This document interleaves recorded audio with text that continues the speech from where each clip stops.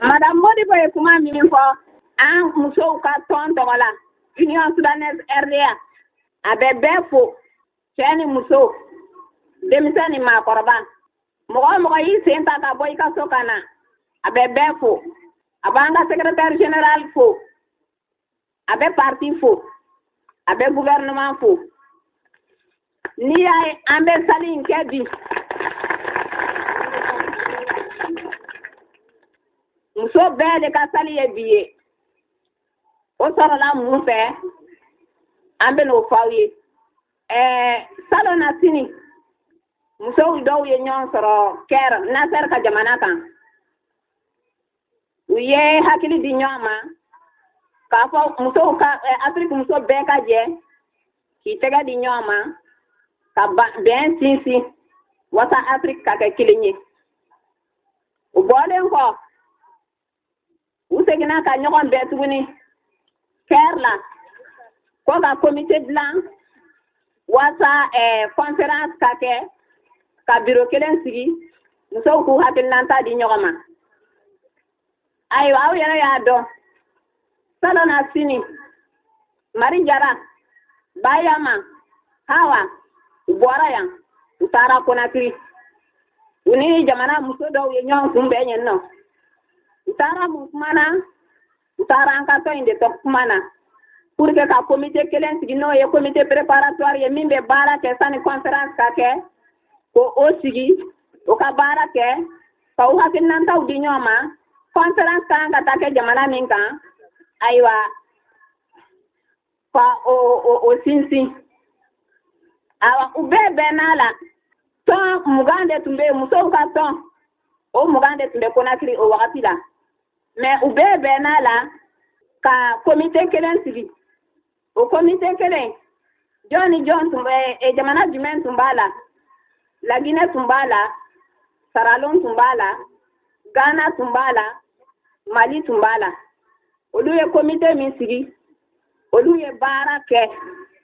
o bara kono uye nyogon dala je kana Bamako yanno aw yara hakili bala anye réunion ba do ke yanno ma chama nana jamana chama nana kana ton sigi yanno pour que bara min ka nga take conférence la ko o sinsi aywa benkararo kabri Conakry Julius Nyerere o ya demandé ko to nga taka siga bara Julius Nyerere ko na chef d'état do de abe Tanganyika ko ka ta to sigi fe no aywa comité ya ka bara ke Bamako yanno ambe na la ka foko juillet mois de juillet la conférence ni ka nga take Tanganyika antara Tanganyika Bamako muso fana bora ya utara aywa hawa keita tunye délégation kuntiliye mo chama nyenyo ko sora yenno jamana tani segi olu de tunyuka horonya soro utumbala jamana wolongula olu tumuka horonya soro mais ufana tumbe yenno mumbara kera vejera ka poko ka groupe kelen ko ka bureau kelen sigi bureau kelen ka bara muntu nganga ke muso be ki tega di nyoma ki chesiri wasa jamana to minum be bolola uka bo bolola wasa unité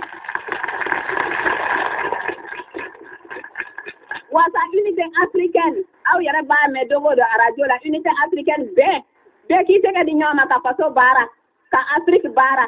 wasa o ka sinsin donc ni Addis Abeba kera ni anga chef d'état u yenyon sara anga kuntigu yenyon sara ki bolo di nyoma an fana bise ka fo muso ka bara noni mbala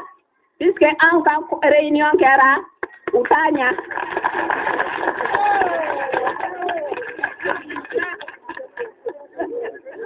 Osmana muso yu jesiri unité ko la tikomi yaro chew kono kon sina se ka toko aywa unité formé na muso fe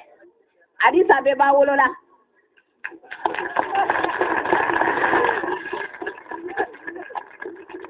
Aywa biro min sigira u bɛɛ y'u wasa don a la k'a fɔ siège biro yɛrɛ a kana sigi Bamakɔ kɔnɔ yan bɛɛ de jɛra a ma.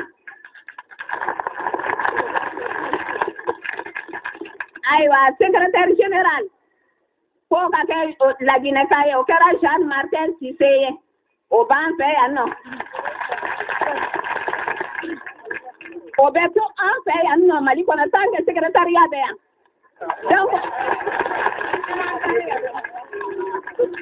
Donc o kɛra an dɔ ye.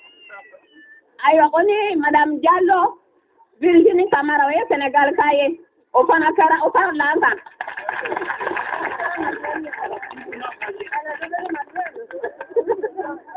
Ayiwa u bɛnna la fana ni biro sigira yan nɔ Mali fana ka muso kelen di ka fara biro musow kan.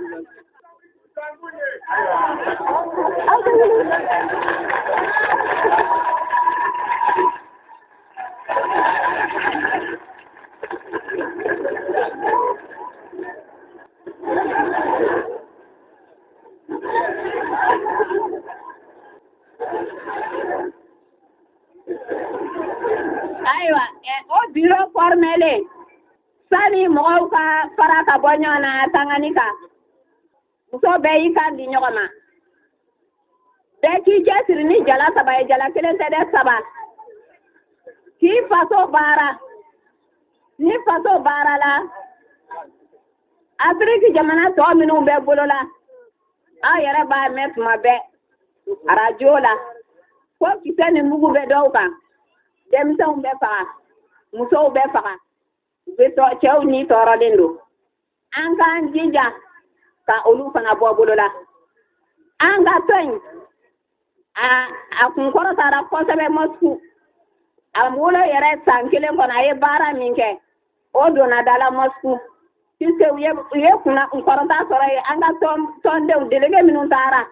u ye kunna wolo sɔrɔ u ye bonya sɔrɔ u ye karama sɔrɔ.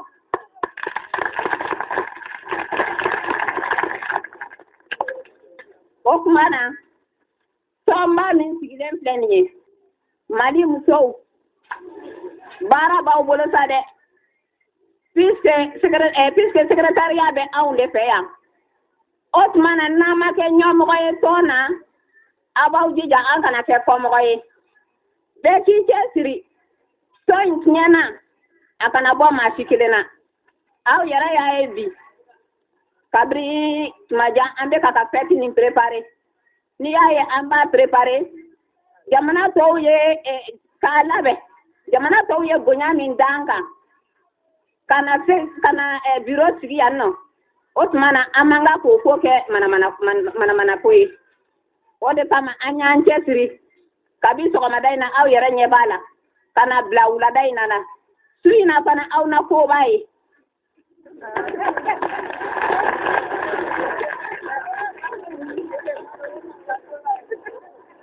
Mali musow a ye sanji 15 min kɛ kɛlɛ la cɛw da fɛ kalanbaliw aw ka sɛgɛn bi ɲini kana don da la mais a ma ban puisque ni jamana bɔra bolo la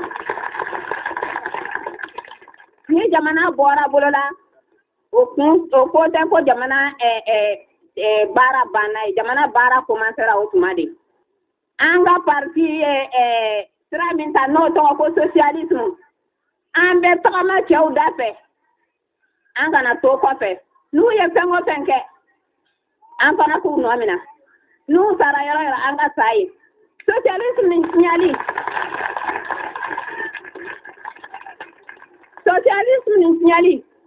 a kana bɔ Mali muso kelen si ma dɛ an de ka kɛ sababu ye k'a banba an ka banba aw ka sɛgɛn kɔsɔ aw ye sanji 15 min kɛ sɛgɛn na o kɔsɔn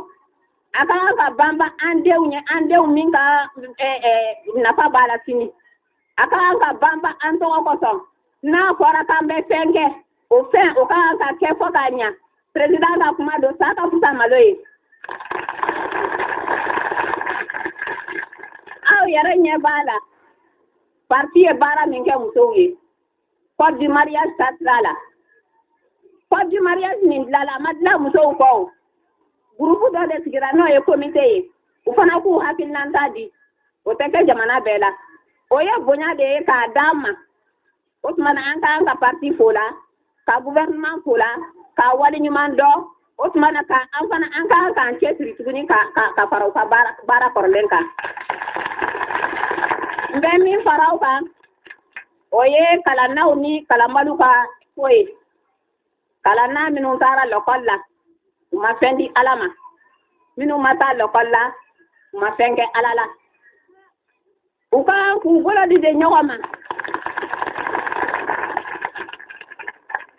ni kɛlɛ tun b'u cɛ m'a fɔ kɛlɛ b'u cɛ o kɛlɛ ka ban puisque faso baara don bɛɛ ka kan faso la